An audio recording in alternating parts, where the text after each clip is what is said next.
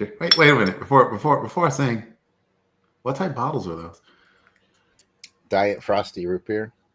I've never heard of Frosty root beer. Well, it's good, but it's hard to find. Where's Frosty root beer from?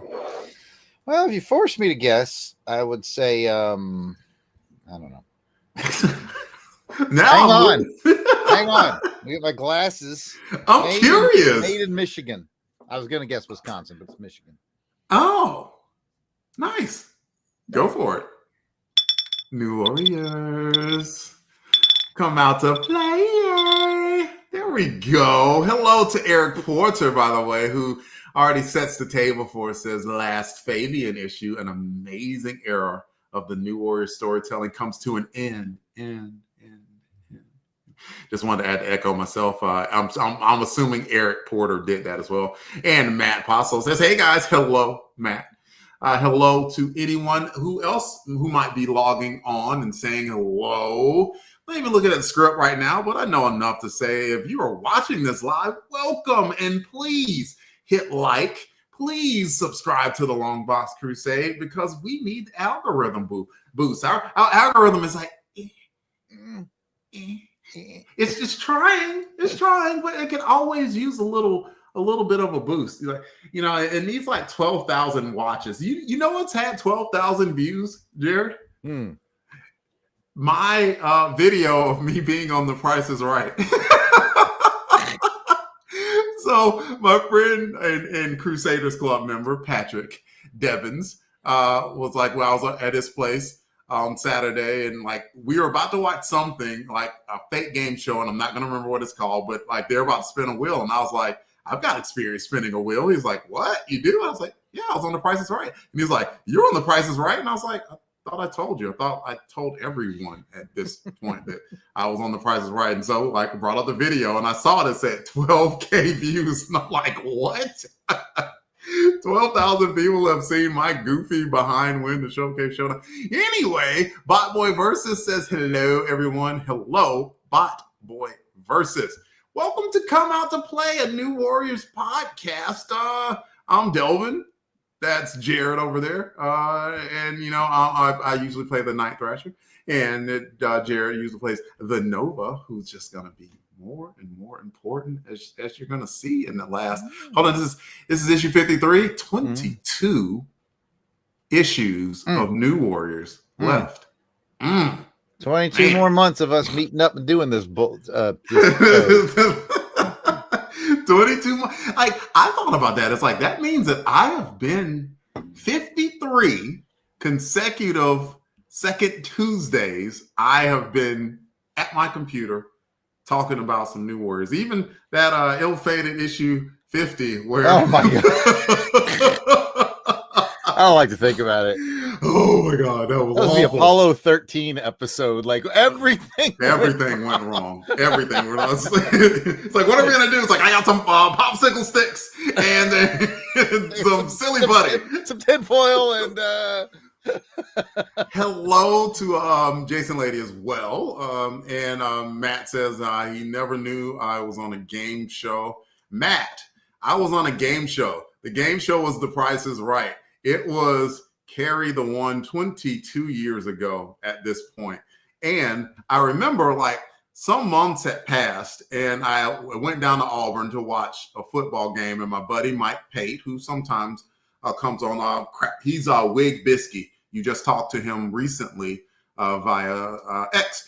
And Mike introduced me to his friend who's like, you remember my friend I told you that was like on The Price is Right and won the Showcase Showdown? And I like right then he said that, I was like, I am never living this down.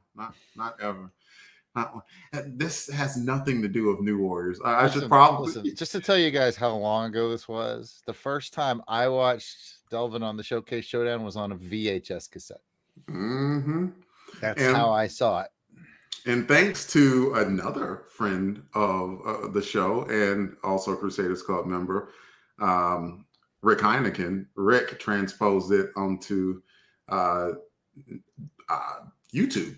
So it's now. He's your 20,000 guy? I guess so. I'm like, how in the heck did someone watch this 12? Anyway, Radio Stories Now is here on the show. And he says, howdy, howdy. Hello, sir. Welcome. That's a lady. Oh, my mistake, man. It's a lady. I just assumed nothing but dudes. And Kathy Bright would be, and sometimes Courtney would be watching, and sometimes Mom. Sometimes Mom comes on too. But Jarrod, do you have a question for me while I turn on the fan because it's warm in my room? My fan is currently running, and I do have a question. It's kind of a weird one though, but I thought of it well ahead of time instead of just now, as I usually do. The episode we're going to talk about or the issue we're going to talk about on this episode is odd. Yes. It's a lot of quick summary, really. It's Mathemanic. Is it Manic or Maniac? Manic. I think it's Mathemanic. Okay, Mathemanic is using his Mathemanic powers to almost shift time. He's like convincing everyone that it's earlier than it is. Like it's like 2 weeks ago or something like that. So my question to you is going to be a weird one because it doesn't have a lot to do with or anything to do with comics. Was there the time in your life where you lost track of time the most?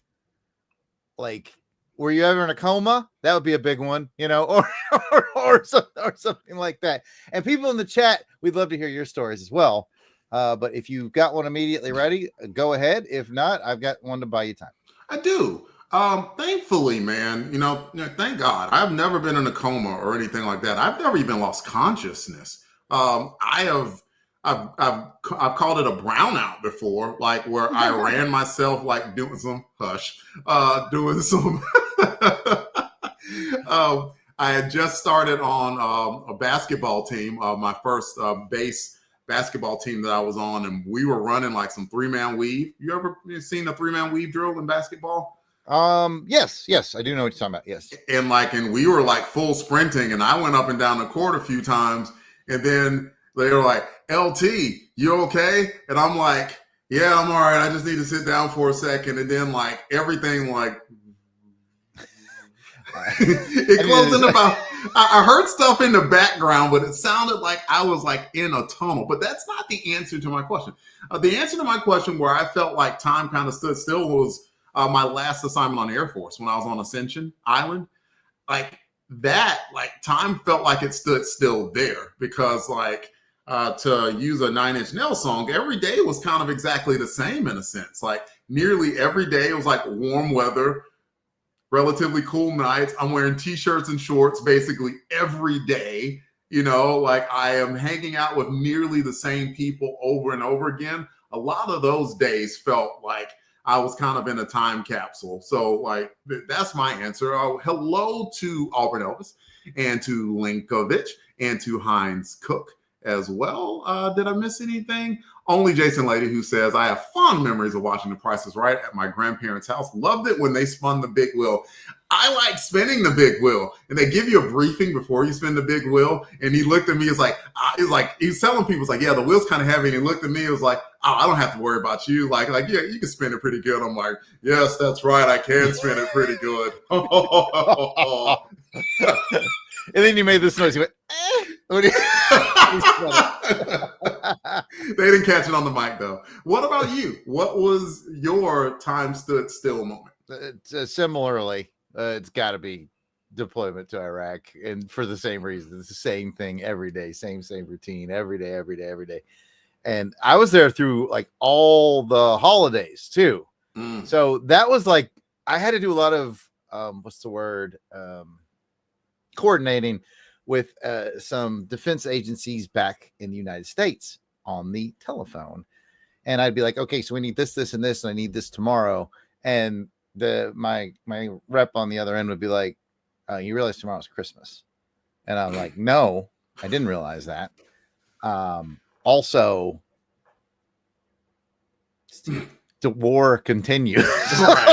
Like, as much as I would love to tell you I don't need this tomorrow, right? The war continues. So if it makes you, I told us that if it makes you feel any better when you run into the office and do the thing and make it happen and then go back home, at least you're going home. I'll still be sitting here in this chair. Yep. So I hate that I needed to do this to you, but like it was a lot of that. Like, hey, maybe can I get something? Can I get this day after tomorrow? Well, that's Thanksgiving. Okay. Right. You know, like it just time meant nothing Yeah. at all. Man, So, I didn't yeah, even. I could have thought about. I mean, technically, Ascension was a deployment, right? I didn't even think about my Afghanistan deployment. Where you're right, like as a way of marking time, I wrote home once a week just so almost I could keep it in my head. Because you're right, it was like I probably went 4.5 months like of rinse, repeat. Of it was like wake up, go eat, like go work. Sometimes like walk back to the Connex boxes and take a nap, then come back to work, and then go to the gym, and then like go to sleep, right? Like rinse, repeat. You're right. It was very much Groundhog's Day, except a lot more sand. A lot. Matt Paso answered the question. He says, COVID lockdowns was where I lost so much time. Oh, yeah. Like those are some weird. Those are weird days. I know, like right when the COVID whole thing started, it was, I stayed in a house 2 straight weeks. And I remember like by the end of that like 2-week period, it's like, if I don't get the beep out of this house, I am literally going to go stir crazy. And I remember just driving and going to like a parking lot somewhere and just sitting out and just like absorbing sun and just being glad that I was outside. So yeah, COVID was some weird times. That's for sure. Well, no one else has answered yet, but I mean, it's kind of an oddball question, so I'm not expecting it. I've just noticed your Black Lightning shirt. With only the people in the live will know if you listen to this podcast. I'm wearing an Interstellar shirt. He's wearing a Black Lightning shirt. That's by Luke. Do you remember his last name? Dobb. D-A-B. Yes. Yeah, yes. I know Luke. I hadn't seen Luke in a while, but I definitely recognize one of his designs. Luke was normally at Heroes Con. Yeah, he's been at Heroes Con a few times. He's a good artist, and he's a podcast pop-in guest a lot over on Fire and Water, and which I always used to jokingly say, Luke Dobb, Euro trash. The irony there is my last name is way more Euro even than his. But he's a good dude. Yeah. Well, thank you. I was and still, keep a lookout for like Black superhero t-shirts. So like Black Lightning, obviously, was a very easy choice. So I just ordered you a Black Canary, so it'll look nice in your. I appreciate that, Jarrod. Thank you for the Black Canary t-shirt that is coming up. I mean, I even got you a Black superhero. It was Bronze Tiger. Bronze Tiger. Fantastic shirt.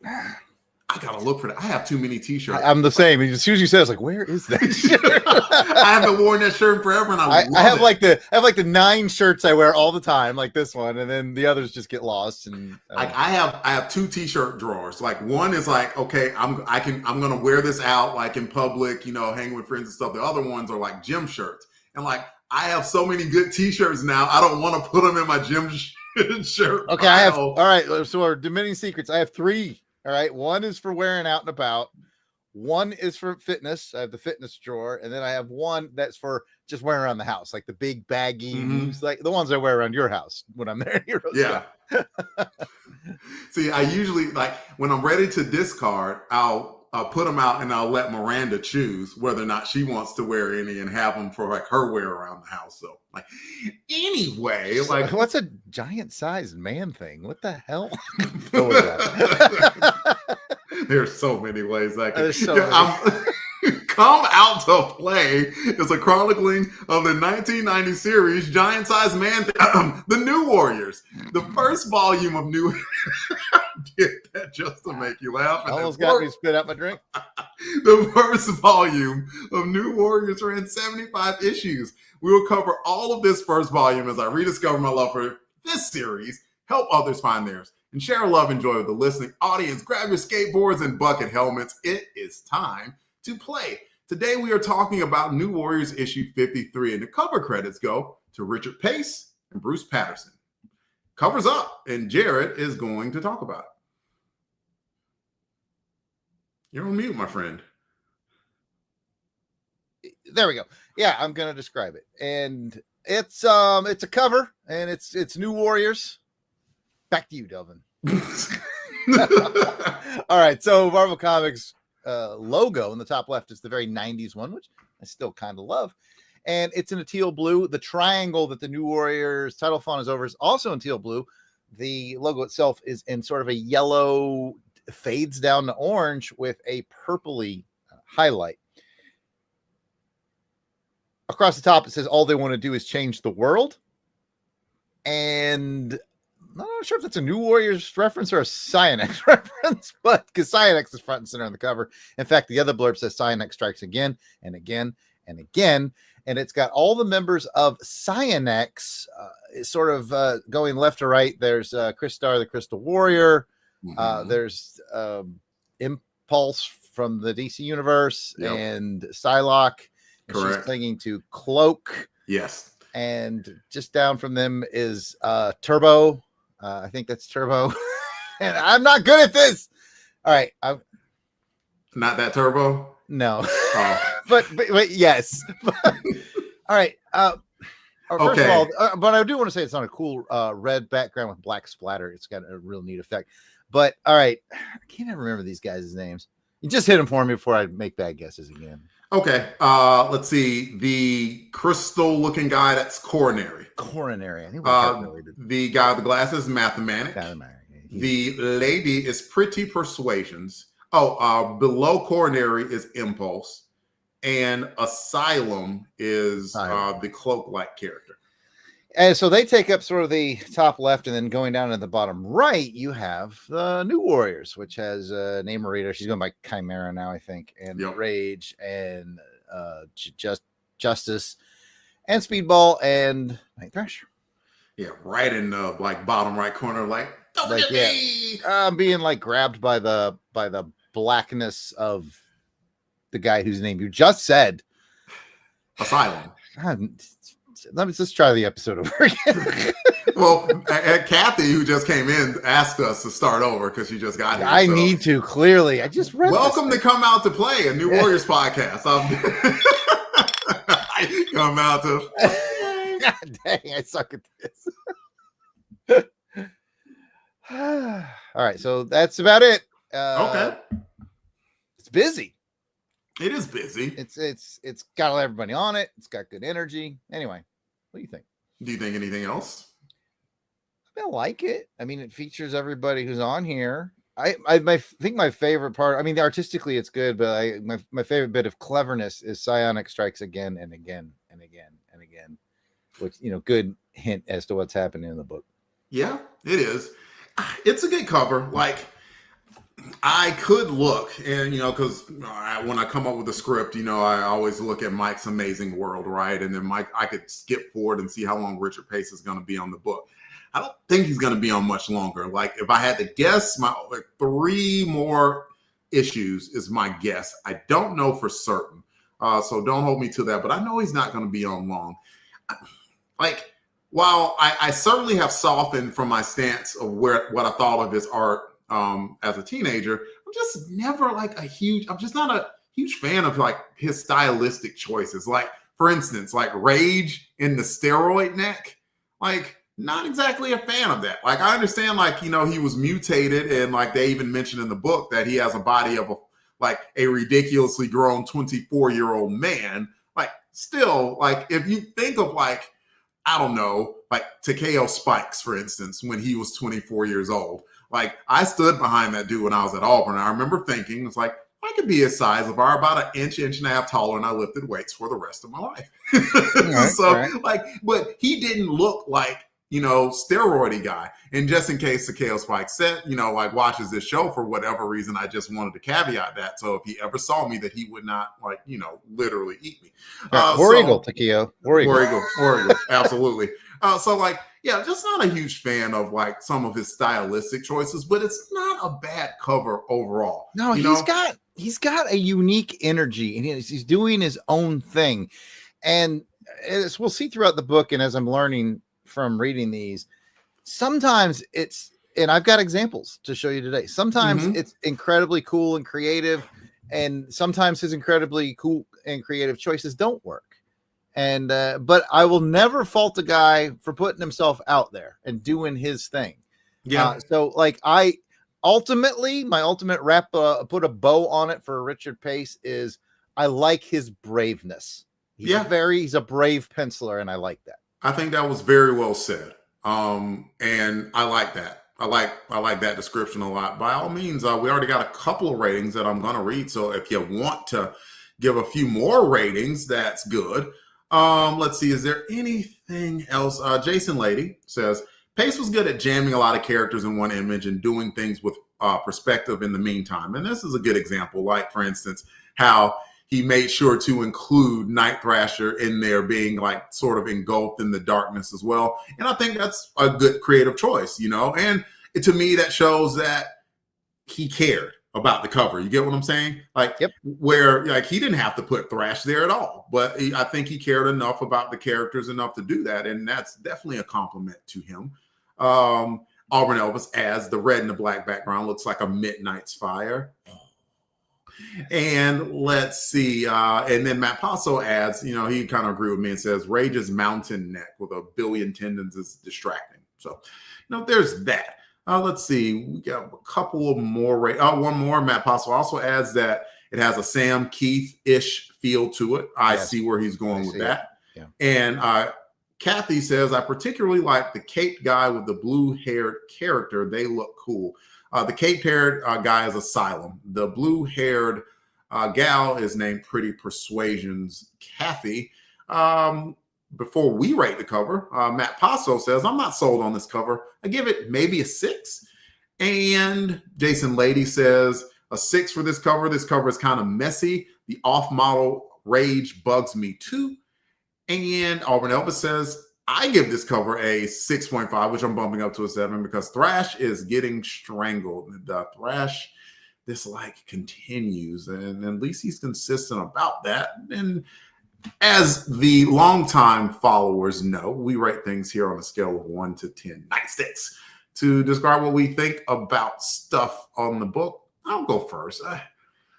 I'm going to give it a 7. And I think one of the things I mentioned, you know, already was like putting Thrash in there. I like that. Like, he cared about the cover, and you can tell that. And I appreciate an artist that it seems like he had plenty of time. He had a creative direction for it and came up with it. And I think that the overall turnout was good. Doc Strange gives it a 6 out of 10. Welcome to the show, Doc. And now it's Jarrod's turn. I'm going to join you at a 7, very similarly to Auburn Elvis's 6.5 that he bumped up. I also will bump it up for the boldness of it. And I don't know if it actually has anything to do with the penciler or even the inker or even the colorist. But it might be whoever does the trade dress layout. I like that background. That background gives it even more energy than it already had. So yeah, I'm gonna go 7. You mean like is that Kirby Crackle? It's splatter. It's black ink splatter. I don't know if the pencil or it would have either been done by the inker or the colorist, or we're moving into the 90s, so it could have been post-production magic, you know. So I'm not positive how it was done, but yeah, the black splatter on red looks pretty cool. Nice. Let's see. Well, we've rated the thing, and we should give you some cover credits. And I think Jarrod's gonna do that. Sure, I can do that. We are going to talk about New Warriors 53. Its on sale date was September 27th, 1994, which by my math was like 25 years ago. Stop it. And it's cover dated of November 1994. Cover price was $1.50. The story is Fabian Nicieza's swan song. The penciler is Richard Pace. Get a rope. The inks are Bruce Patterson. Colors are Joe Rosas. Letters are Chris Iliopoulos, which I love to say. And the editors are Rob Tokar and Tom Brevoort. Thank you, Mike's Amazing World. I think it's time for a synopsis. It's a very quick one, but let's go. The title of this book is Basic Arithmetic. Mathemanic, man, he's having a day like the same day over and over. Let's talk about it. Jarrod's going to bring up some images. I'm going to talk about those images, and we're going to see what comes with this. Like, both of us, it was funny, Jarrod and I do this thing where, like, when I'm setting everything up, getting ready to put it on to X, I usually I start on my Mac and I'll send like a text via my Mac to Jarrod, and then Jarrod just happened to be awake, and then he sent one of those confusing math memes, and I sent one back to him. It's a lot of math. And I think that a part of it was, like just having a little fun, but a part of it was this was a unique issue. Like it was unique. So let's go ahead and get started. Let's get started. Our first page is the first page, and it's Mathemanic and another bold artistic choice by Pace, where it's really just his glasses reflecting the tombstone of the young man who was killed accidentally by the Cyanex group. That's the name of the group. I'm still bad at this. And I also like the artistic choice of putting the heroes, the old school way of putting the heroes' headshots on the first page of who you're going to be seeing in the book, but they tilted it on its side, which is kind of a neat layout idea. But yeah, this page one artistically tells you it's going to be a little dark. It's a very dark drawing, and it's going to be very Mathemanic centric, and it's going to be about the passing of the young man from last issue. So a lot is conveyed in simply the art on the first page, and I appreciate that. Yeah, I agree. Having the heroes I always like the little squares of the heroes, or like sometimes they'll even do the rosters, or sometimes there's the heroes and here's the villains. I like that. I always think that's pretty cool. They usually use it on the second and third page as like a big splash page, but they use it to good effect here. They put it askew, which is great because this book was kind of askew. And yeah, I do like that first image because it conveys a ton. It conveys Mathematic's mood, like that it had in his glasses, like the tombstone and the name of the kid who passed away. That was a good choice as well. It definitely was a mood setter. Hello to Trey Black. Says, okay, I forgot how cool that splash page looked. Yeah. Agreed. Totally. Very good start. Simple image conveys a lot of information. That is what you want out of a penciler. All right. Next page up is the title page, which comes, I can't remember if it's next or 2 pages later. Doesn't matter all that much. 2 pages later. And it's the New Warriors with Night Thrasher front and center. And they're basically looking over some daily bugles this is where they're starting to figure out something's wrong. The time isn't right. They're seeing things play out in a bizarre fashion.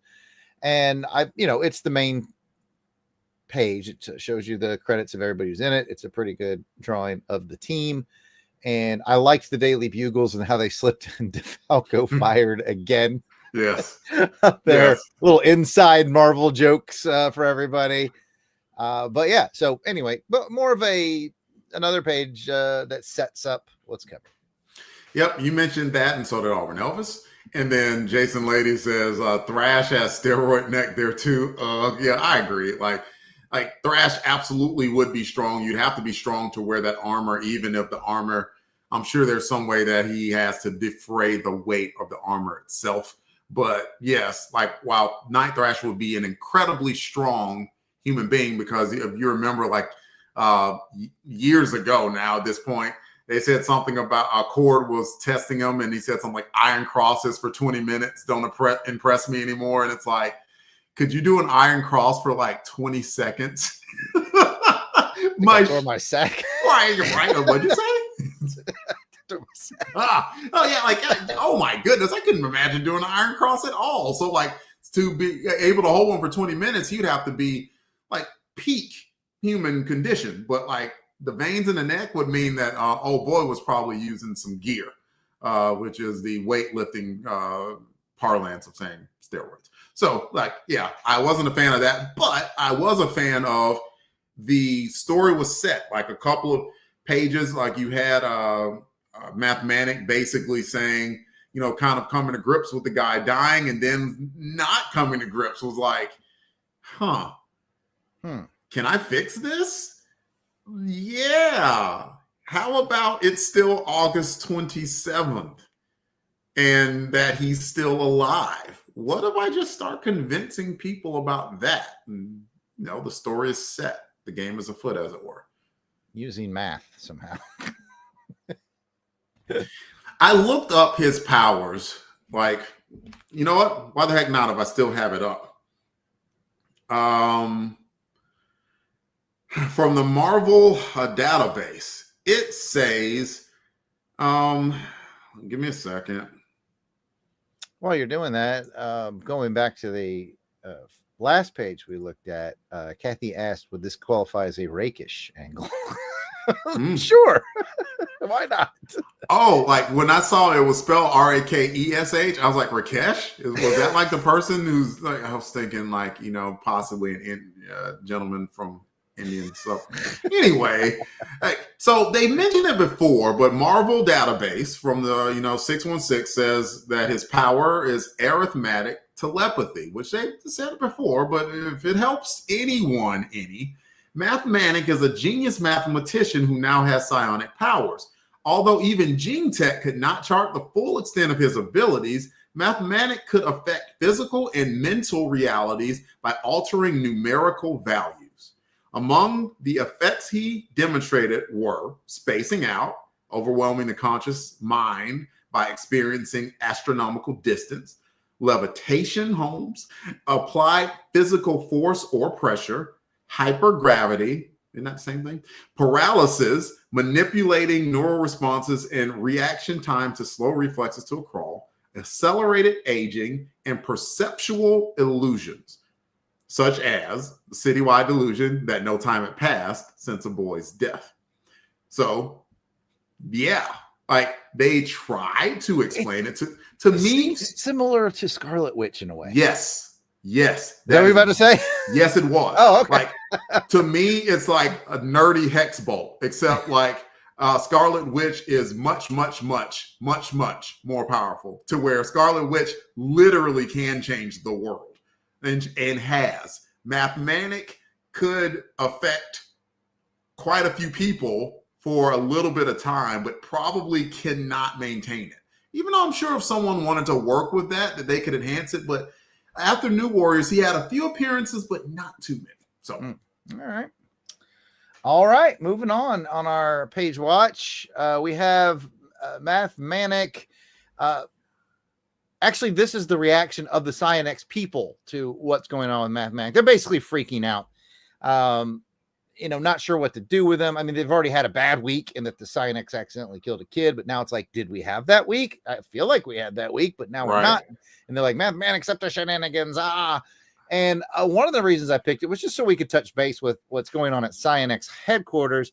But also, I told you I was going to pull some stuff that, of Pace being artistically bold and it paying off.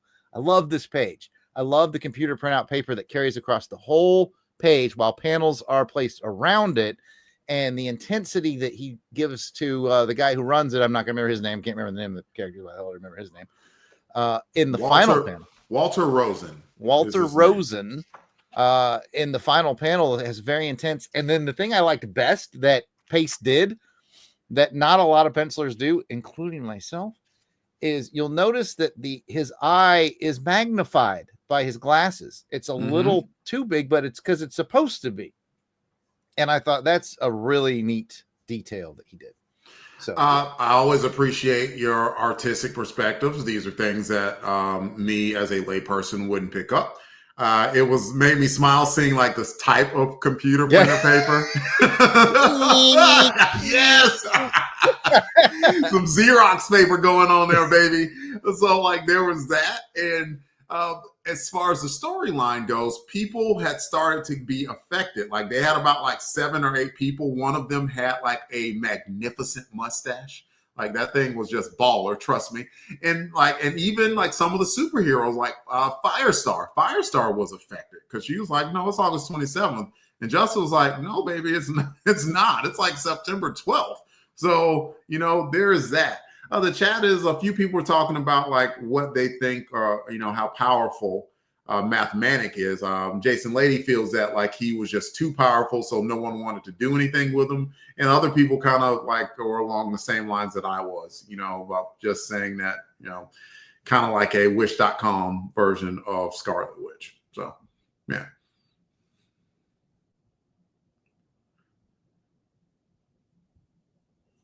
Witch.com. There we go. Next page, sir. Next page. We're checking in on Elvin. and his creepy relationship. Yeah. And we both don't really like it. I mean, No. it makes a certain amount of quote unquote realistic sense to address it. But what I thought was really compelling, because when we checked it on this page, I was like, oh, this thing again. I kind of get that same feeling I get when especially those early years of Colossus and Kitty Pryde. I'm like, Yeah. But this one ends in sort of that cliffhanger. It says something about, if his father were here, or is his father here? And there's a shady character, like, is his dad going to be in the book soon? Or like, interesting lead in to something. Maybe Fabian knew this was his last issue, and he was like, I got to get the seed planted before I go. I got plans for this guy, so we'll see. Don't say seed planet. But yeah. Why am I like this? So like, I also kind of imagine that, like, he was like, yeah, let me put this in his book. Good luck, Evan. And next issue, we will fully explain Mathemanic and how his powers work. Oh no! Well, it's like I don't want to do that. It's like, would you rather explain the Elvin 21-year-old chick over here? Let's talk about Mathemanic. Yeah, Mathemanic telepathy, people. Yes, sir. So, yeah. I'm not the most comfortable talking about it, even though I get it. I see the setup. I kind of remember how it's going to end, and like I think it ends like satisfactorily. But what I appreciate is like, we both are kind of like, ugh, and this was more than the Kitty and Colossus situation. In that Kitty was like 14 and Colossus was 19. Like canonically at the time, and this is like 21 and 14, so it was like even more distorted. Like, so yeah, it was worth mentioning. I was about to say touched upon, but that felt weird to say. I'll bring up the next panel. Thank you very much. All right, bold artistic decisions were being made here, sir, and I don't know how I feel about them. Although the pose is weird, the energy is fantastic, and I just want to comment on the comic craft again. Like, this is Pace being bold and daring, and the craft part I like about it is the busted borders. The busted borders add so much energy to this. Like, if it doesn't have busted borders, we might be clowning it. Others may still clown it, but I was like, it has undeniable energy. It might be an odd artistic choice, but it has undeniable energy. Yep. Let's see. Is there anything that I wanted to add here or say? I mentioned they had talked about Mathematic's powers, so where they were talking about years ago, book-wise, that Mathemanic made Firestar perceive herself at astronomical distances from everything. I remember that, and like Firestar wound up being like, just like space the F out. And sure enough, though, she was one of the first people affected again by Mathemanic. So, like, man, you think if you like knowing a little bit about Firestar's history, like after everything that happened with the White Queen, like you think that she'd do something about the mental things. Like, okay, like Professor X, could you help me with some mental barriers there so I won't be affected by this stuff? But that's bringing some old history up. Matt Passo asked, is this the same woman from a few issues back? Yes, it was. Talking about the rage and old girl whose name that I forgot. Let's see. Oh, and Jason Lady answered. Just says, Matt, yep, he saved her and her daughter from being hit by a car, and then they had him over for lunch. I hope that's all it was. And let's see. Yeah, the art. I do agree. It was a funky artistic direction that either you're going to like it or you're going to like, what? And I was kind of more like, what? But I do appreciate your perspective on it, though. I do. I understand the what? I get it. Yeah, I do. And I understand yours in that, you know, Pace maybe was like, hey, let's have a little fun with it, or like, let's channel Derek a little bit, and that Derek would kind of do some funky stuff, but like Derek's stuff, I don't know, popped a little bit better to me. But again, this isn't bad, and I always have to remind people that like I can't draw worth a D. So you know, like, so I'm only speaking of from the perspective of what I think of it as a fan, I bet I'm not the craziest about it and not overall critiquing Mr. Pace and his artwork, because that man has drawn more comic books than I ever will. So there is that. All right.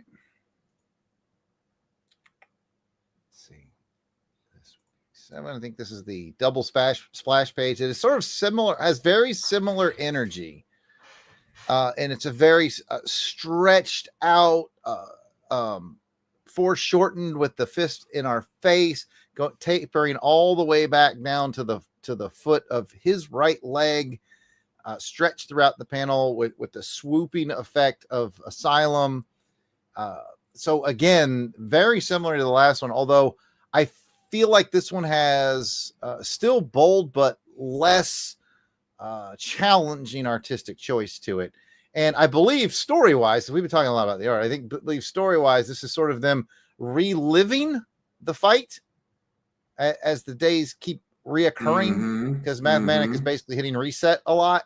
Yep. And then kind of coming to grips with that. And there's always slight changes every time it happens, which is interesting from a storytelling point of view. But I really did pick it because it was a very cool, energetic, artistic 2-page spread, but it also has bold choices. So interested in your thoughts on that one as well. Well, when I look at it, like, my first thought could be to critique, right? But I had just had a thought about not only the last image, but this one.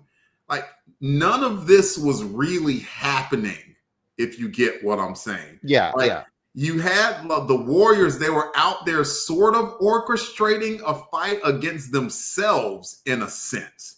Because they were like, wait a minute, didn't we do this before already? And why is the camera crew out here? It's like, because the camera crew is supposed to be out there because it's almost literally Groundhog's Day going on. So it's kind of like a distortion of sorts. And if I think of it that way, then I can really grow to appreciate Richard Pace's artistic decisions a little bit better even. So I like that. I kind of like this image. It definitely pops well on Marvel Unlimited. So I like that image, and I can appreciate the art choice. I actually, in particular, like how anguished Dwayne looks on that bottom right panel as well. You just, because he's about to basically go into, Asylum's essentially penance stare or dark force energy or whatever it's called. So I can dig it. Story wise, by the way, as you were talking, I did a little research on the site because I was like, I was trying to remember when the movie Run Lola Run came out. And I was like, I wonder if Fabian saw Run Lola Run and decided to make that work in a comic book format. But no, he beat Run Lola Run by a good 4 years. So we'll say that they ganked this from him. Help me out. What's Run Lola Run about? It's an interesting little 80-minute movie. I think it might have been a European film, and it's about this lady who it's kind of Groundhog Day-ish, goes through the same day over and over again, trying to come up with the best outcome. And you get to see her go through 4, 5, 6 iterations of energy and action-paced things until she gets the good ending. Basically, it's probably not the first movie that ever did it. Some great movies that have done this have been like, what was that Tom Cruise one? Edge of Tomorrow. That's fantastic. I mean, don't forget about, Groundhog Day. Yeah. Now that's a good question. Groundhog Day. When did that come out? That's got to be closer to this than any of them. Groundhog Day was 1993. Aha, we solved it. We found the puzzle piece. I had an opportunity to look it up and then say, I got you, babe. Hey. All right. So as we move on to the story, these things, especially when you have a story about someone who's like trying their darndest to make sure someone that died doesn't die, tries to bring them back, it always ends up badly. See Pet Sematary, see any zombie movie, and this is that moment in the story where Mathemanic is like, he's losing it. He's losing, like, it's costing him so much energy and power and thought. And now it's almost like it's zombies, and yep. Again, this is a weird story, but what it told me, and I keep picking a lot of pages for artistic reasons. And I get that we're talking a lot about pace on this one. This tells me, and I learned this just going through the book in general, from the opening page with the dark face and all that to the page with the printer paper and the intense look of the guy running Cyanex and the glasses and all that. Pace was made to draw horror comics. That's what I've figured out. Like, that's where your wonky, wild, big proportions, broken barriers, man, he was born to be a horror comics artist. And if he never did any, it's a shame.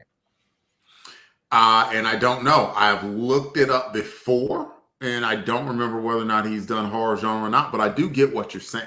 Now, to the point of the story, I do like the understanding this comic book world. No one has mental mathematic telepathy powers, but I like it's too many variables. Like you can't animate someone back to life.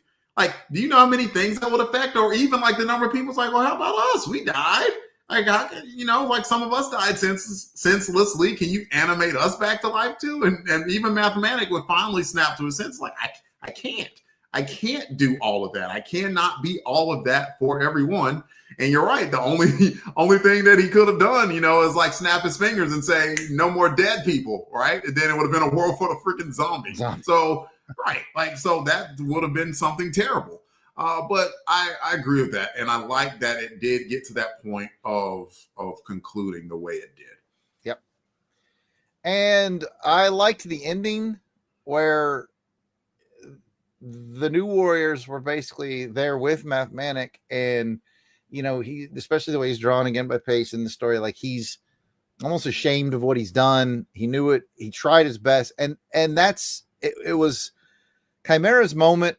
It's kind of a reminder of her version of the leadership of the team. It was her moment, and she basically said, "Man, you did what you thought was right, and you tried your hardest. Ain't nobody mad at you." Right. I mean, who amongst us wouldn't have tried to save a kid that was wrongfully killed and accidentally? It was just a tragedy all around. Right. And who among us wouldn't feel incredible guilt? Right. Over, an innocent child, unfortunately being killed as a result of your action or inaction. So yeah, like that would haunt me for, ever. Right. Yeah. Right. Like I could not even imagine. So like, if anything, it speaks to Mathematic's humanity too, where, they sort of, they're now sort of portraying them not just as like the psychotic supervillains, but like folks that they are actually trying to do good, but they're a little bit askew, and sometimes that happens, like you think about that. It's not easy being a good guy sometimes, or sometimes you try to be a good guy and your best intentions just go awry. So that seems to happen like a decent amount for Cyanex. Maybe they just need better leadership. Who knows? They're trying to turn a corner, and that is noble. Real quick, Jason Lady, he has Pace needs to draw a Grant Morrison book, a real surreal one like Shade, the Changing Man, or Animal Man. I know you like Animal Man a lot, Jerry. Don't you wind me up. And when we were talking about just movies where the day repeats, Jason Lady has in Cause and Effect a Star Trek: The Next Generation episode. Let's see, did anyone else bring up? There are several people, Radio Stories Now, Kathy also said they and Matt Passo enjoyed Edge of Tomorrow. If you've never seen it, Delvin, it's not one of your 8. No, bump it up. It's very good. Okay. Yeah, basically the director said or the writer, whoever, the creator, said he got the idea from playing video games. Like, you get so far and then you die, but you learn something and you come back, and that's the exact premise of the movie. Like, you see Tom Cruise and I can't remember the female lead in that movie, get so far and die, and then they try again and get a little further every time. It's quite cool. Does this happen to Tom Cruise in real life? Possibly. Matt Passo, you have my personal number. Before you go on that Animal Man reading quest, just give me a call. We'll talk about it, or drop me a thing. Is there one more page, or are we done? Is this the last page? I might have put the last page. Yeah, the last page. Cliffhangers and all, which I get. I'm wondering, and you feel free to drop this spoiler. They talk about. God dang it, me and the names. Quasimodo here. They didn't give his name. Oh, they didn't? I thought they mentioned it on that page. No, they didn't. Let's see. I have it here. No, the only thing that they mentioned was a name, and that name is General Obsidian. General Obsidian. That okay? I thought that might have been who that was, but I don't think so, and I can't remember that guy's name. Is it going anywhere? Was there a discussion with the next writer? Was this the next writer going, this is what I want to do?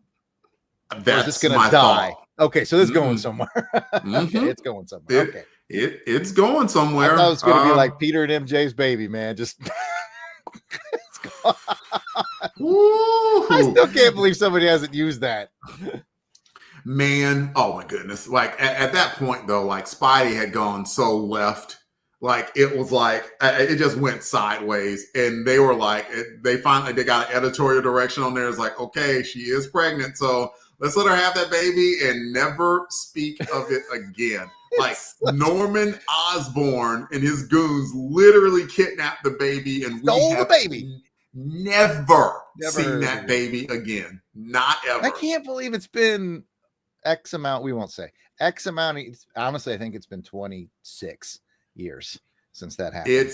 It has been no writer has grabbed that thread, or is there like this edict that Marvel was like, you not only be fired, we will blackball you, we'll burn your house to the ground. Like, I don't know Probably. Yeah. Ghost of Stan Lee will haunt your ass. It's like I see you behind the door.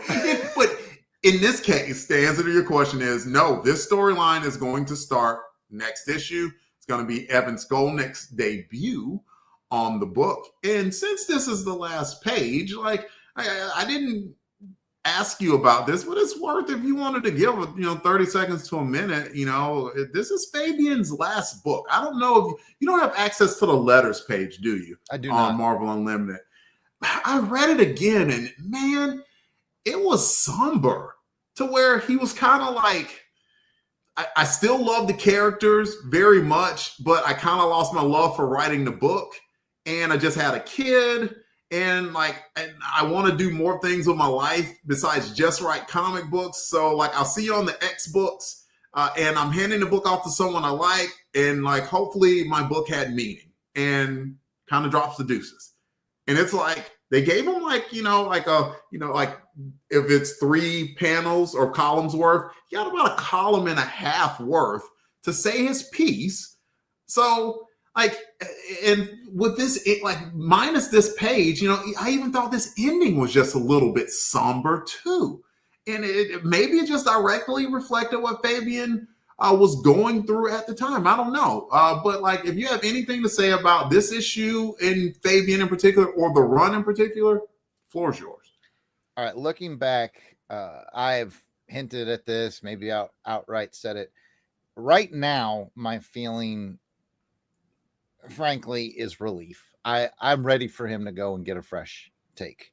And I suspect that was what was going on at Marvel. I think he made an unlikely hit. I think they were like, try this New Warriors thing, and it hit. And it hit well. And I get why.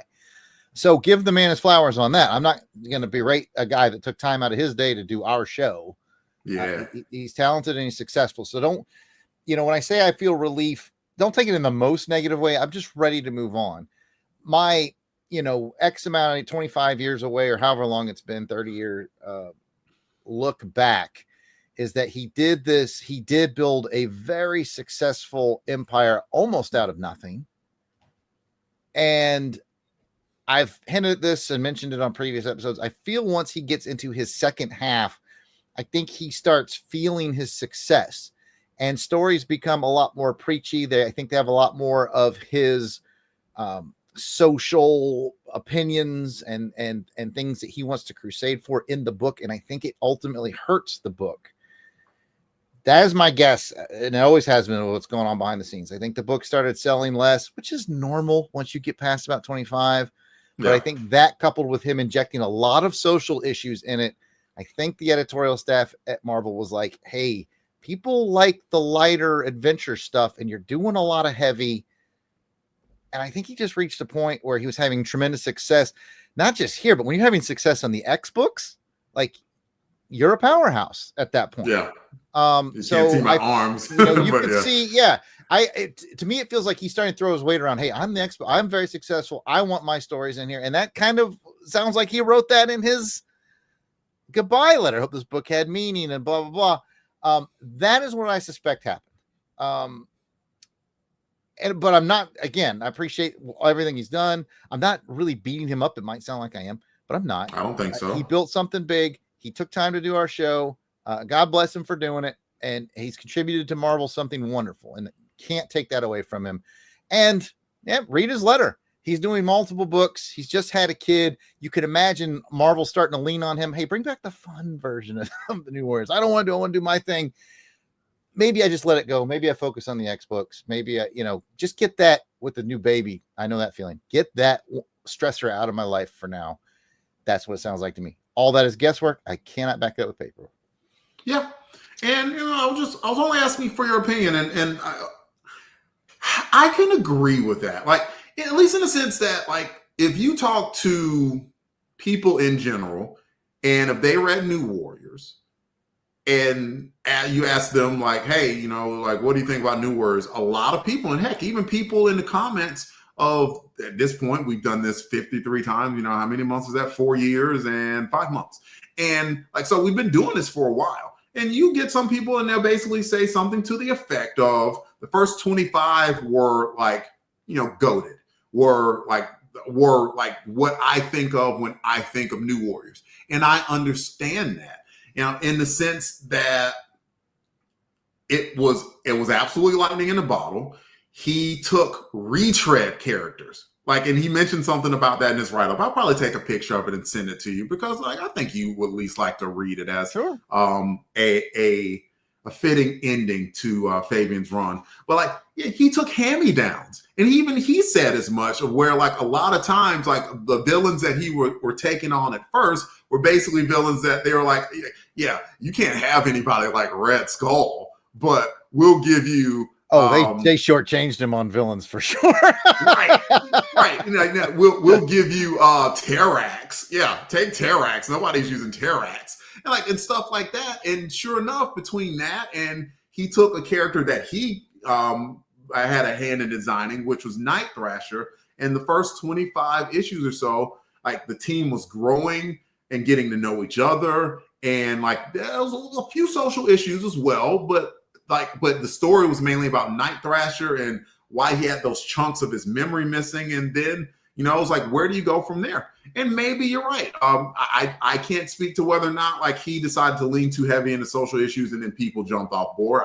I don't know.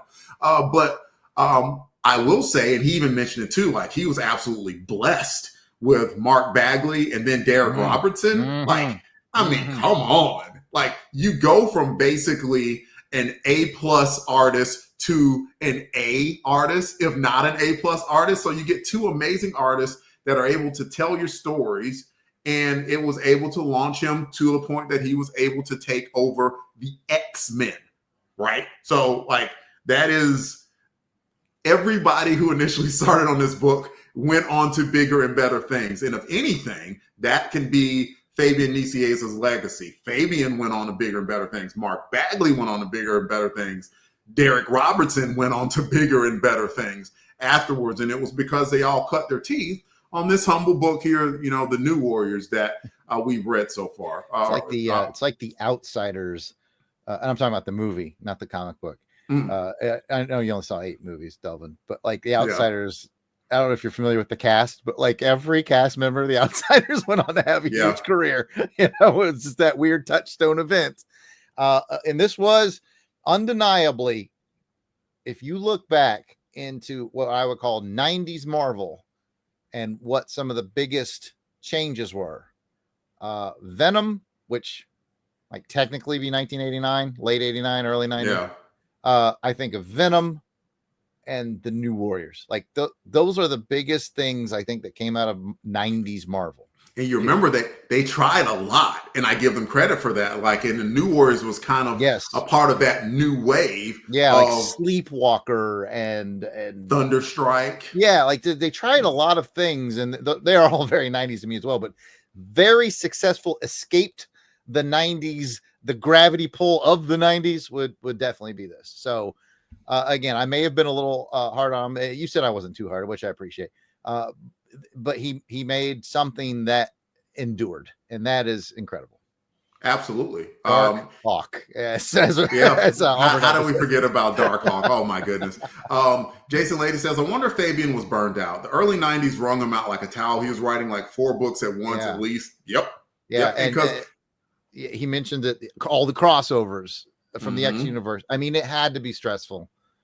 And then you got this kid and right. Like I have never had the burden / joy of having a newborn before, but I've heard I've heard stories. I have talked with Jarrod a time or two about that as well. I saw how that changed the life of him and my friend Johanna as well.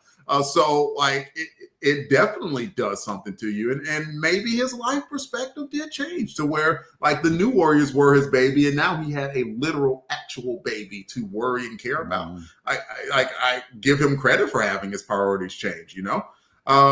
Jason Lady also has New Warriors, X-Men, Nomad. He was writing Nomad is what I mean. The dude was everywhere. Jim Meal, welcome to the show. Jim says Fabian had a good and successful run, but not everyone can keep a long run going like Claremont or Hama. Think about that though. Like Chris Claremont was on the X-Men for like what 12 years, and then went and did adjectiveless X-Men for about the first year before I think Fabian took over. That is a long time. You know, I missed the golden opportunity for a joke.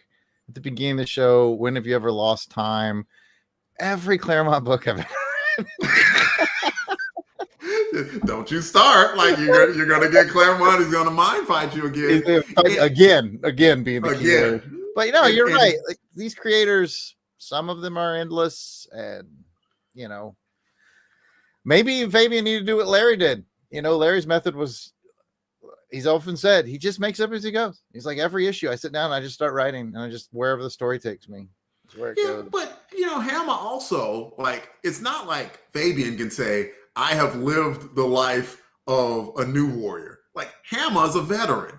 So yeah, he's got a lot to draw on for G.I. Joe. Right. And then like once you start writing about veterans, and then like more veterans come to you and tell you their stories, like I mean Hama could write literally until he is ready to pass away. May that be a long time off in the future. But you get what I'm saying? Like after a certain point, you start hearing like, you know, veterans gravitate to G.I. Joe and starts telling those stories.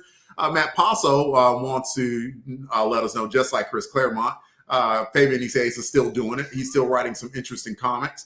I know that he's writing some independent stuff, and I cannot remember what it is. So, Matt, if you want to tell me about that, I'll give Fabian a plug because we'll forever be appreciative for Fabian coming onto the show. And I believe I have a standing invite to ask Mr. Skolnick. So I want to get a few of Evan's books under our collar. I know he starts off pretty hot. Poor name Marita, but yeah. What did I say something? And let's see. Yeah, I think we have covered most of Deadpool and Cable. That's something. Yeah, he's written how recently. we didn't bring them up in our '90s rant, I don't know. Those are clearly great characters that transcended. Yep. Jim Mill also adds the first 25 issues seem like Fabian had a plan and storyline. His remaining issues seem disjointed and lack of structure. I'll disagree with you in the sense that like he had the book plotted for like I know at some point in the letters column he mentioned up until like up and through issue 50. So like he had plots going. So there was that. And Matt also adds, don't forget he wrote Super Pro. Well, I mean. What are you gonna do? Right. Once you wrote Super Pro, there's nowhere else to go but down, right? Nowhere else to go but down. So, well, I'm glad we needed to give a few minutes to Fabian because, like, ultimately, I am grateful to the man for his efforts into producing 53 issues plus the annual, so they're 4 annuals, so 57 issues of the New Warriors. Please, if Fabian is listening to this, please tip your cap, or we're tipping our cap to you. You did an amazing job, and you've created amazing characters that are still around today. So thank you very much. One final follow-up question to you and or the chat. Does he ever return to these characters? Because I know there's been a few iterations of New Warriors have come and gone. I'd say, I'm guessing at least 4 more volumes have launched and ended between here and there. I don't think so. I don't think he's come back. If he ever were, if him and Bagley ever came back and did, oh my God, like he'd be like sitting in Enterprise is like, well, I hear something from it. Isn't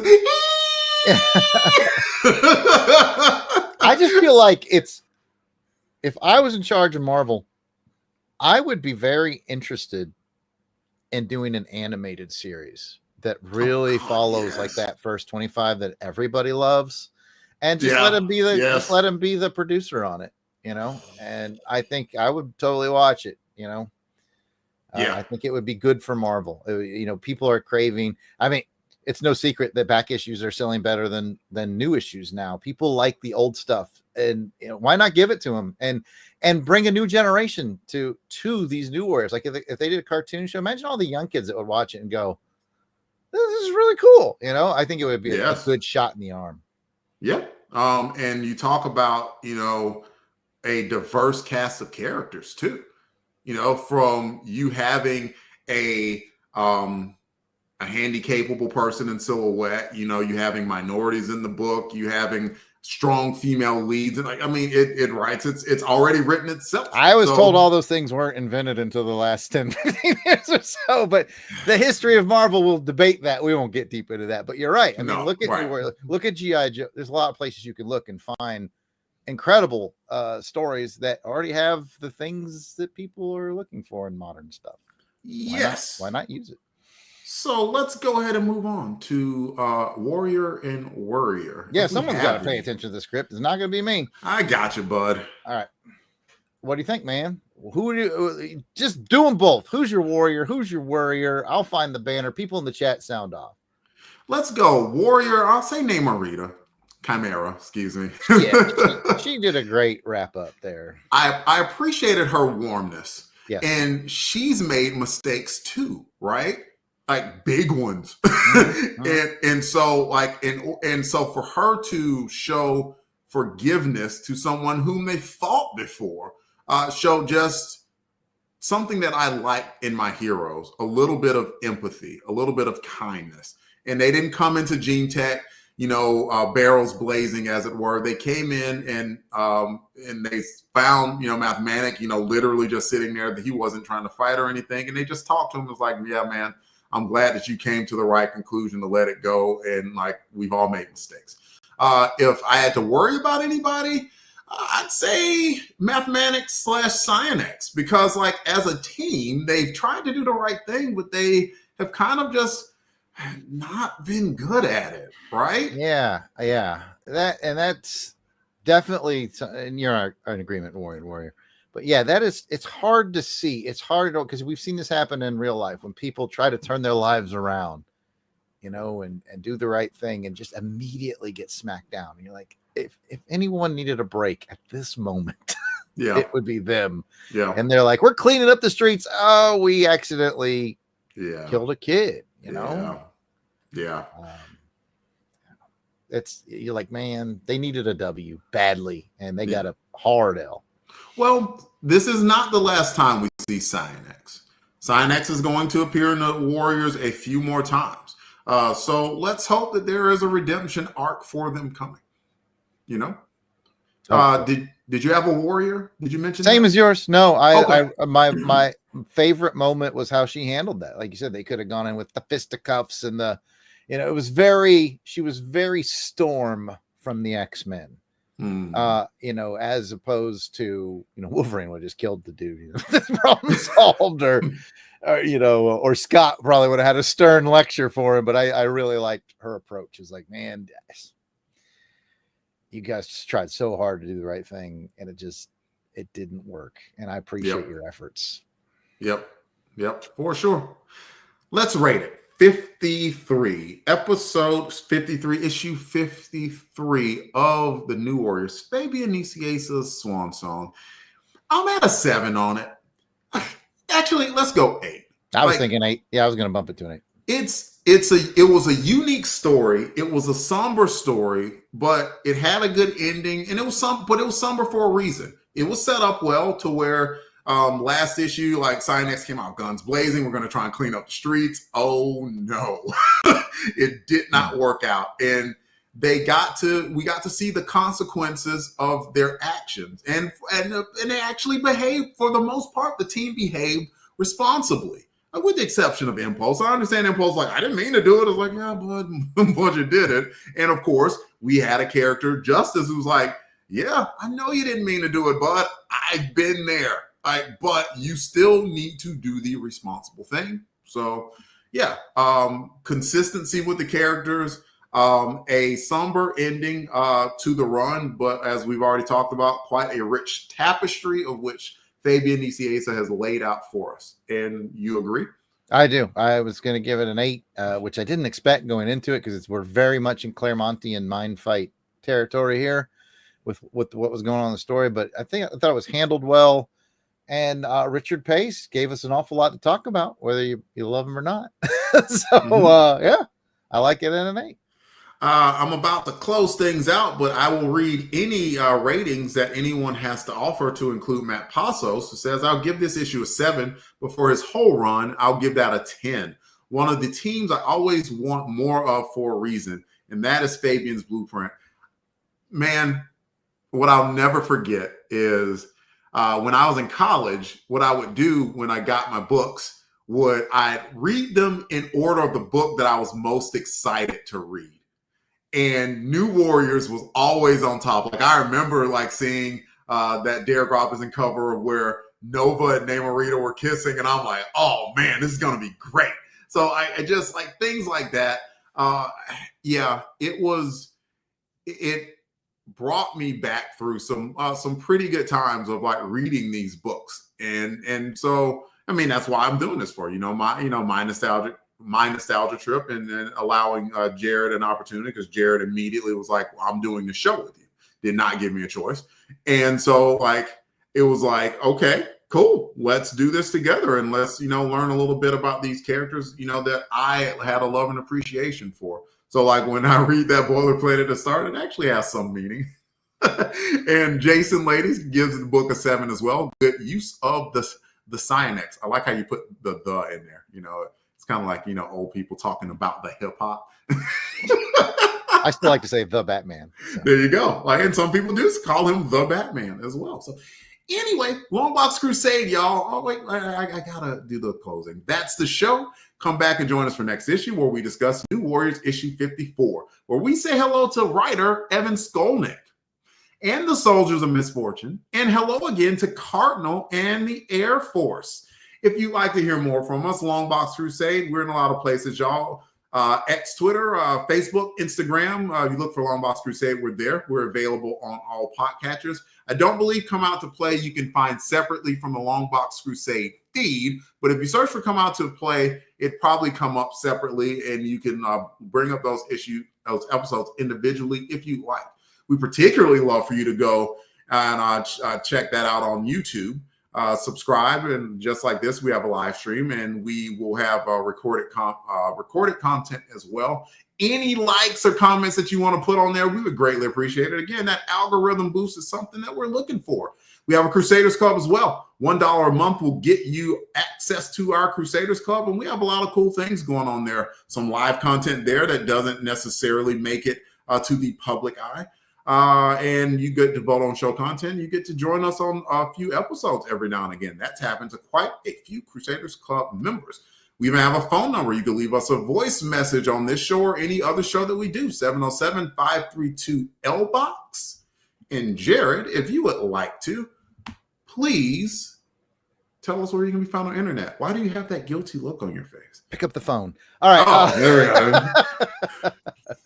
I can be found lots of different places, but speaking of the lives and the Crusaders Club. Pat and I are planning to be live tomorrow night for the Crusaders Club members only. So if you're not a member, go on over to patreon.com and /LONGBOX CRUSADE. Join for as little as $1 a month. Pat and I are going to be doing Pop Culture Podcast, where we are going to be finding the good stuff in Alien 3.